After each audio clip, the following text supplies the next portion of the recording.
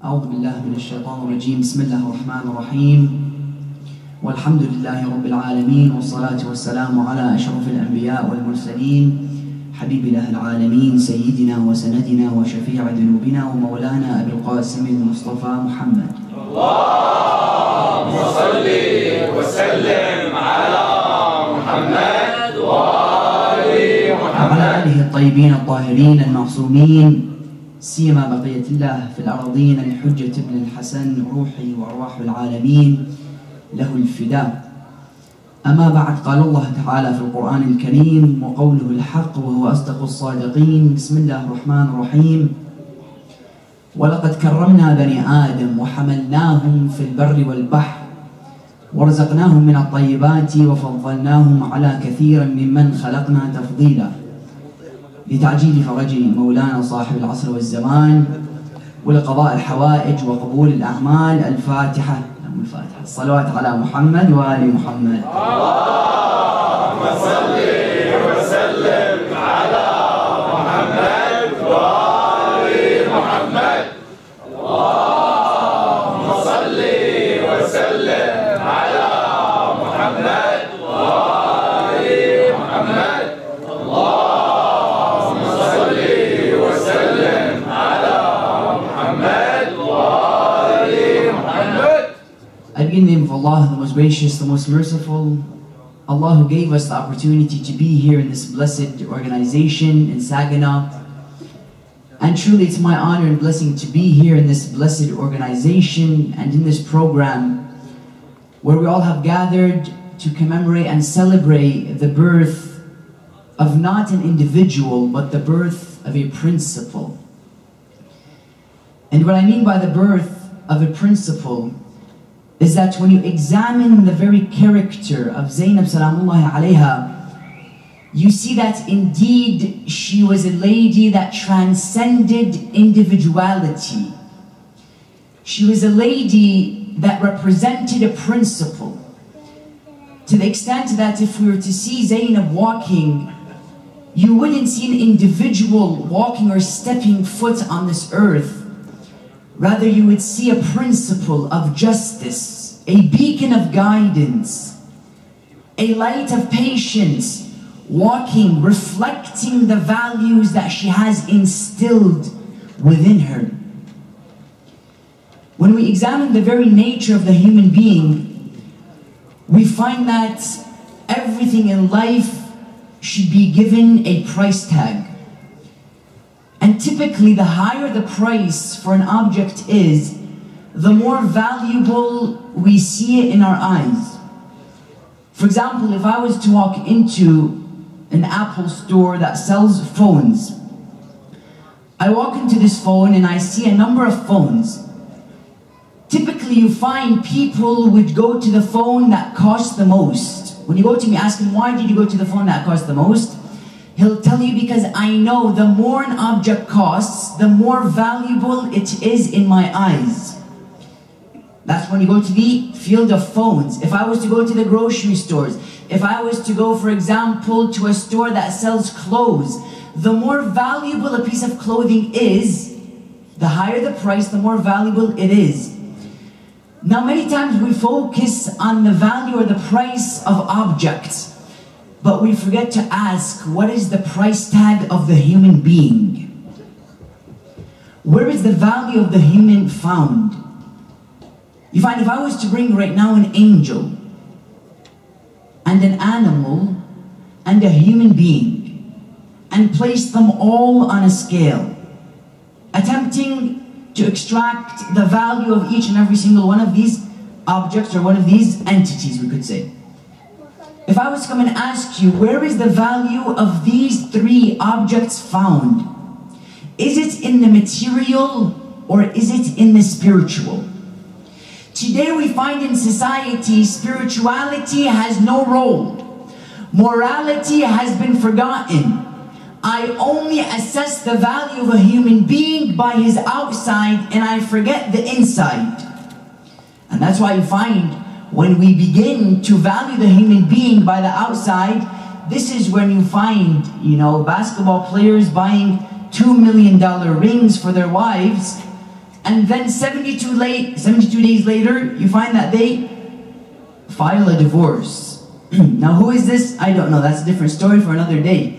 But when you begin to assess by the physical beauty, and you forget the morality within the human being, the spiritual essence, this ruh that Allah refers to, where Allah comes, He describes the Holy Prophet, He says, وَإِنَّكَ لَعَلَىٰ خُلُقٍ عَظِيمٍ, meaning what? Meaning, yes, physically you are beautiful, Ya Rasulullah, but that's not why I have placed you on this khuluq azim. It's because of the inner beauty that you have. It's because of the heart that you have. Quraysh wasn't able to look beyond the physical. They only looked at the physical. They weren't able to assess the spiritual. That's why when they would come to the Holy Prophet, they would tell him, Ya Rasulullah, you are a human being just like us. How do you expect us to follow you? Ma anta illa basharun mithluna. You are nothing except a man just like us. Now the question arises, why did Quraysh tell this to Rasulullah? You know why? Because they seen that Rasulullah had a body just like them. Rasulullah had eyes just like them. Alaykum salam. Rasulullah had the physical features just like them. What they failed to realize is that inside of that body is a heart that Allah refers to within the Quran. He says, وَلَوْ كُنْتَ فَضًّا غَلِيظَ الْقَلْبِ لَانْفَضُّوا مِنْ حَوْلِكَ. Weren't you not one who had a heart that was filled with iman, that was filled with ruhaniyya, that was filled with spirituality, then the people would have moved away from you. If we assess the physical of the human being, we forget the spiritual, then in that sense, Adam was greater than Muhammad, because Adam was created before Muhammad physically. And this is exactly what Quraysh used to come to Rasulullah and say. They would come to him, they would tell him, Ya Rasulullah, you tell us that you're the greatest of prophets. Is that correct? You tell him, yes. أنا أعظم الأنبياء, أنا أشرف المخلوقات. I am the greatest of all creatures. They would come to him, they would tell him, Ya Rasulullah, if you really are the greatest, then why did Allah set you as number 124,000 and not number 1? Why did they ask this? Because physically, that's all they were thinking about. Physical. Because today, if there's a race, usually the best is what? Number 7 or number 1? Number 1. They would tell him, Ya Rasulullah, why are you number 7 and you're not number 1? Adam was the first one created. Instantly, Allah sent the verse to Rasulullah. He told him, Ya Rasulullah, go and tell Quraysh, قُلْ إِن كَانَ لِلرَّحْمَنِ وَلَدْ فَأَنَا أَوَّلُ الْعَابِدِينَ. Physically, yes, I was created last, but spiritually, أول ما خلق الله نور محمد كنت نبيا وآدم بين الماء والطين. اللهم صل وسلم على محمد. When we look at the human being and we assess him simply by the physical, and we forget the spiritual essence, we become no different than animals. And this is the point I want to get to before I conclude.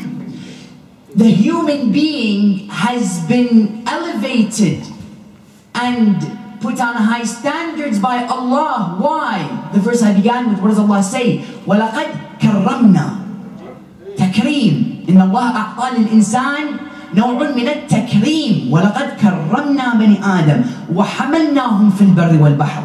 بِمَاذَا كُرِّمَ الْإِنسَانَ عَلَى الْحَيْوَانِ. This is the question we have to answer. Through what has the human being been elevated over all other creatures? The answer is as follows. An animal is a body but no soul. An angel is a soul but no body. The human being is the only creature that's a mixture of body and soul. Why is the soul necessary and crucial to understand? Why? Because when I have only soul, there's no distractions that do what? That bring impurities to my soul. I am just a ruh. I am pure. There's no shaitan in the picture. There's no desire in the picture. When I am an animal, I am a body and I am no soul, I have no responsibility. I eat, I drink, I, for example, copulate with my mate, I do whatever I'm supposed to be doing, and there's no responsibility on me. But the minute I blend the body with the soul and I mix it together, both of these entities are on two different sides of the pole. They're always going to be fighting each other. The body is pulling you towards dunya. The soul is pulling you towards akhirah. And two of these are constantly fighting each other. How, depending on which of these two entities win, is what depends on me, whether becoming greater than the angel or worse than the animal. Jihad al-Akbar is what? Jihad al-Akbar is that my nafs al-ammara, just like Yusuf alayhi salam says, وَمَا أُبَرِّئُ نَفْسِي إِنَّ النَّفْسَ لَأَمَّارَةٌ بِالسُّوءِ إِلَّا مَا رَحِمَ رَبِّي. He says, yes, my nafs is commanding me. I'm walking in my school and a lady who is attractive is walking in front of me. My nafs begins to tell me, look, stare, analyze, examine, observe, gauge the situation. But then something at the back of my mind tells me, Ali, tara Allah qa'di baw'ak, ha? Allah is looking. My soul instantly comes and tries to fight. What is the platform, the battlefield of these two forces fighting? Me, the human being. Whether the soul defeats the body is whether I become close to Allah or not. Otherwise, the human being is a very interesting creation that Allah has created. The human being is extremely interesting. Why? Because he has the potential to be the best and he has the potential to be the worst. Now the question arises, what are the tools I could use to fight my desire? Imam Ali ibn Abi Talib salamullahi alayhi, he comes with a rather interesting hadith. Imam Amir al-Mu'mineen alayhi salam, he says that the intellect is the king and the rest of its characteristics are its slaves. If the intellect is strong, then the rest of the characteristics will be strong as well. Imam continues, what does he say? He says, intellect is better than desire. Al-aql afdal min ash-shahwa. They came and they told him, Ya Amir al-Mu'mineen, why? Why is it that the aql is greater than the intellect, greater than the desire? He says, because the intellect makes you a master over your destiny, and your desire makes you a slave of your destiny. The human being could either be a master or he could be a slave. When Rasulullah examined the situation in Mecca, he noticed that people were masters over their gods. Masters over their gods in what sense?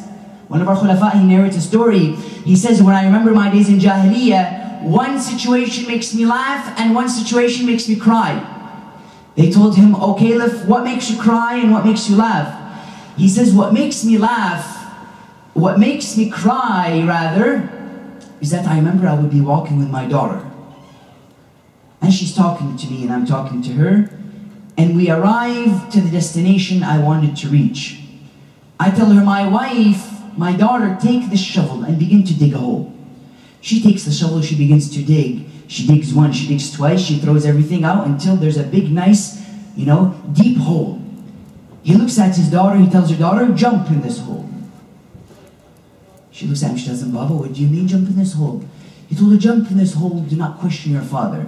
He narrates, he says, this would make me cry when I would take my daughter, I would force her into this hole.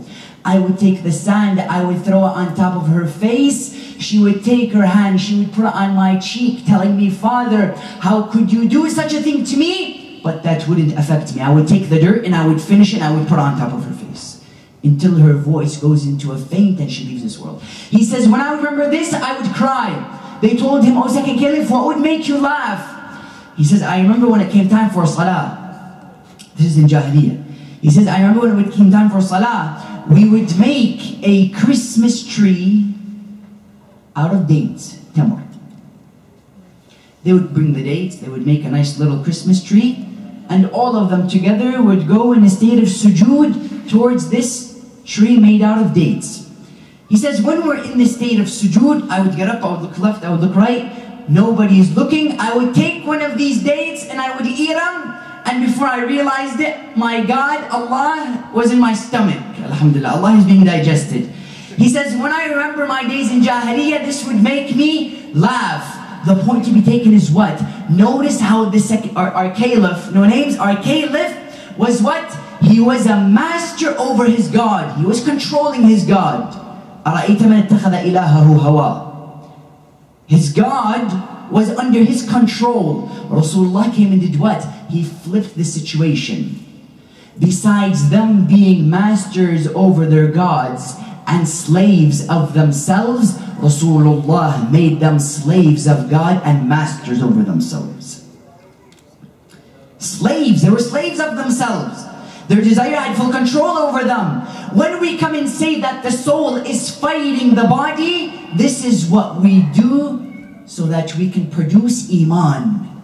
Iman, faith. And I would like to conclude with this. When the body is fighting with the soul, this is doing what? This is producing for me the value, قيمة الإيمان. When I attain a level of iman, this is when the values and the benefits begin to show inside of me. Today, if I want to be a strong human being, I want عزة. من كان يريد العزة فلله العزة جميعا.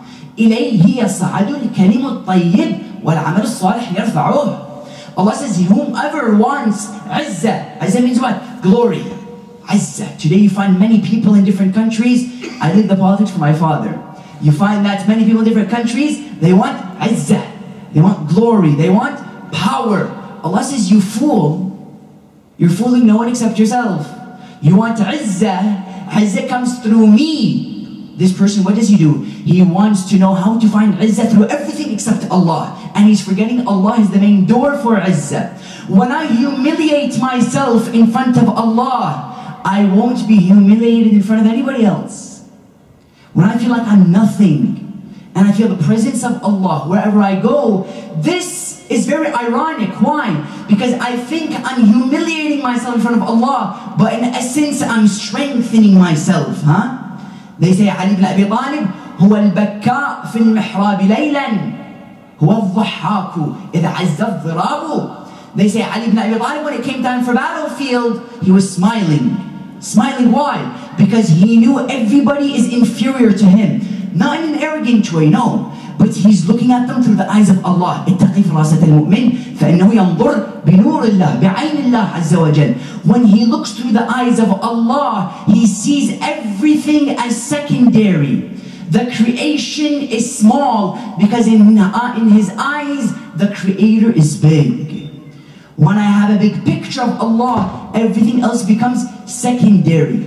That's why the same person, Ali ibn Abi Talib, he comes and he teaches us what happens to you when you have iman. Now, okay, I have iman. Now what's going to happen? You know, when I take a pill, I want to know what the symptoms are for this pill. I take this pill, for example, to remove the cold that I have. I take a pill, for example, so that I can have bigger muscles. These are steroids and nobody should be taking steroids. I take, for example, something, whatever it is, it gives me symptoms, it gives me benefits. Now the question arises, when I take the Tylenol pill of Iman, what are the symptoms that begin to show inside of me? What happens to the human being? Okay, I am a mu'min. What happens to me? Number one, I am given a boost, a package from Allah, which is known as awareness. Basira. Basira is what? I am aware of everything at all times, at all places. I know what's happening. I'm not in a state of ghafla. I observe. I see something happening. I'm thinking. Today in our communities we find very many speakers but very few thinkers. Thinkers who look at what's happening and they examine it and they come with an idea. Mufakkirin. You know, they would refer to Shaykh al-Sadr as al-Mufakkir, the thinker. In my opinion, there's no better title anybody could have besides being a mufakkir, a thinker. He's thinking. Otherwise, why did Allah create us? الَّذِينَ يَذْكُرُونَ اللَّهِ يَتَفَكَّرُونَ فِي خَلْقِ السَّمَاوَاتِ. What is Allah saying? Think. Use your aql. Don't be sheep. Don't be sheep, he says. Because the minute you're a sheep, you don't have your identity. Whatever happens, with the flow. Brother, why are you smoking? You know, in the school you go and you ask them, why are you smoking? He'll tell you, well, I don't know, everybody's smoking. What do you mean everybody's smoking? Everybody jumps off a bridge, you're going to go jump off a bridge with them? You know, you go to school today and you find this issue of intergender relationships. You go to them, you tell them, why? I remember my friends, I would go and ask them, why are you doing this? Come on, Ali, what do you mean? Everybody's doing it. Sheep. Oh, as Ali ibn Abi Talib refers to them, he says there are three kinds of people. A teacher, a student, and the rest are hamajun mu'ab. Scattered sheep. Sheep. Wherever you take them, they'll follow you. Let's go to the club. Bismillah, let's go to the club. No. Let's go to the jami'. Ya Allah, let's go to the jami'. You find today our youth are very much like sheep. Whichever environment you place him on, what happens? He adapts to that environment. You place him in Muharram, black, Ya Hussein, excellent. Remember about Abdullah al-Hussein, وَيَعَظَّمْ شَعَائِرَ اللَّهِ فَإِنَّهُمْ تَقْوَى الْقُلُوبِ. Excellent. Yet this same human being taken, you place him in a bad environment, he's acting just like them. Why? Because he's not his own leader. Humans have to be leaders of themselves before they expect to lead other people. What is that? Emo? Emo is one, that's a whole other story, the emo is. You know?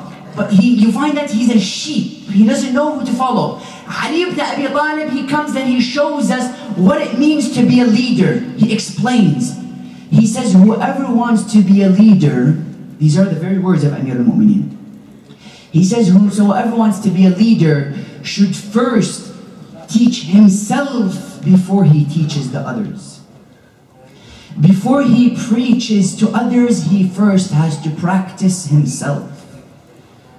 Otherwise, what's the difference between a mu'min and a kafir? If I go on preaching to the people, but me myself, I don't practice what I do. There's going to come a day where nobody's here. It's going to be only me and Allah. It's only me standing there in front of Allah. Everything will be filtered. Everything will be discarded. Allah is going to say, you, forget what other people have done. What have you done for me?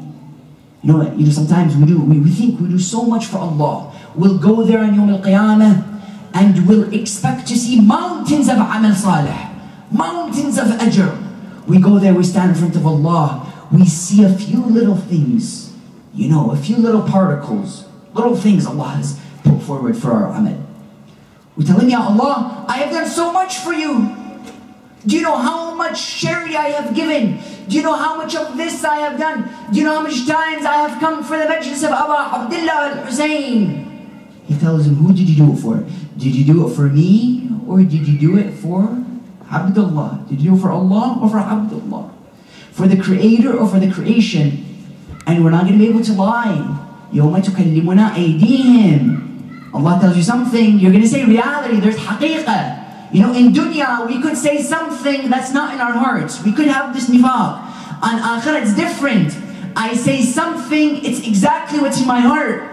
That's the difference between dunya and akhirah. In dunya, yes, I could say something, you know. يَقُولُونَ مَا لَيْسَ فِي قُلُوبِ. Allah says, they say what's not in their heart. I could do that in dunya. Very easy. Yet in akhirah, Allah says, يَا أَيُّهَا الَّذِينَ آمَنُوا لِمَ تَقُولُونَ مَا لَا تَفْعَلُونَ كَبُرَ مَقْتًا عِنْدَ اللَّهِ.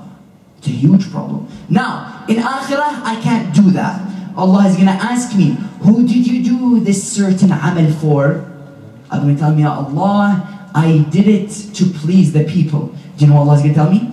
He's going to say, Ali, or whoever it is, Fulan, go and get your reward from the people, not from me. Therefore, we go back to Iman. When I have Iman, number one, the first value is awareness. You know, one thing that the enemies could not handle from Ali ibn Abi Talib was his awareness. You find in the battle of Uhud. In Uhud you find Hind comes to Wahsh. She tells him, Ya Wahsh, I want you to go and kill for me Rasulullah in the battle of Uhud.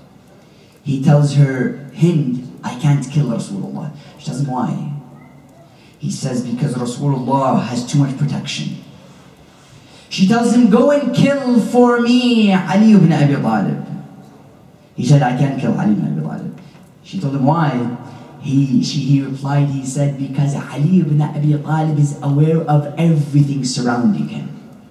Because the difference between Ali and Hamza, Sayyid al-Shuhada, Hamza was killed. She then told him, go and kill Hamza for me. He said, yes, Hamza, I could kill him. She told him, why? He said, because when Hamza goes to the battlefield, he forgets what's behind him. He only focuses on what's in front of him. Rather, Ali ibn Abi Talib, it's almost as if he has eyes on four sides of his head. I come to him to the left, he knows who's coming. I go to the right, I know who's coming. He comes in front of me, I know who's coming behind me. Four sides, a four-dimensional picture. That's why, when were they able to kill Ali ibn Abi Talib? Not on the battlefield, in Salah. Allah. Look at the cowardness of these people. They could only get Abu al-Hasan Ali ibn Abi Talib when he's speaking to Allah. Because they know when Ali is speaking to Allah, he forgets everything else. Battle of Siffin, Imam is standing, an arrow comes piercing into his thigh. They go to Hassan alayhi salam, they tell him, Ya Hassan, an arrow just went in your father's leg. When should we remove it? He said, remove the arrow when my father goes into the state of sujood.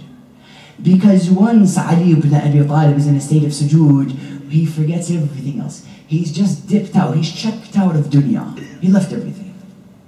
Awareness is that I know what's happening. Why am I able to be aware when I have iman?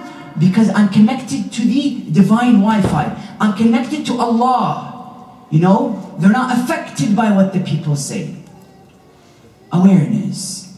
That's why we find when we go to Zainab salamullahi alayha, the lady who we all have come to commemorate today, you find that Zainab alayha salam taught us another value of iman, which is the value of confidence and trust in Allah subhanahu wa ta'ala.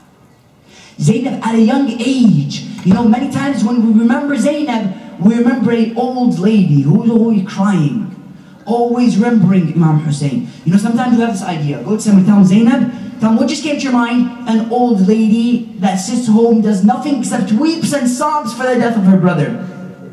This same Zainab that we have this picture of is the same Zainab that Zayn al-Abidin refers to as al-alima khayr mu'allama. She was teaching, yet she was never taught. At a young age, we find that Zainab had this connection with Allah. That's why I remember a story. One day Zainab was sitting with her father, Ali ibn Abi Talib, and I conclude with this. She's sitting down, and she looks at her father, she tells him, Father, do you love me? He tells her, yes, absolutely, I love you. She tells him, Father, 3 years old, she's asking these kinds of questions. Father, do you love Allah? He tells her, yes, I love Allah. She tells him, Baba, how could you love me and Allah at the same time? How could you love me and Allah at the same time? He told her, no, Zainab, I love you because Allah has commanded me to love you. I love you through loving Allah. Rasulullah for 9 months, he goes in front of the house of Fatima. He knocks on the door. He says, Assalamu alaykum ya Ahlulbayt al-Nubuwah wa mawdha' al-risalah wa mukhtalif al-malaika ata'dhinuna li Muhammadin lid-dukhul. Do you allow Muhammad to enter this house? Fatima would come embarrassed. She would rush to the door. She would open the door. She would say, Aba, al-Bayt baytuk. Wal-Hurra bintuk. Aba, the house is your house. And the lady is your daughter. Why do you speak to me in this formal fashion? Why do you speak to me as if I'm a stranger? I'm your daughter. You should speak to me by saying Nura Aini, or the light of my eyes. Why do you come and address me in such a formal way? He says, no, Fatima, Allah has commanded me to address you in such a way. When Zainab comes and tells him, how could you love me and Allah at the same time? He says, no, Allah has commanded me to love you. And that's why I love you. That Zainab alayhi salam, yes, at a young age, she had these characters. Yet once she got older, she played a different role. She became that beacon of trust, that beacon of confidence in Allah subhanahu wa ta'ala. To the extent that Zainab alayhi salam in Karbala, she was trying to check the confidence of the companions of Abu Abdullah al-Hussein.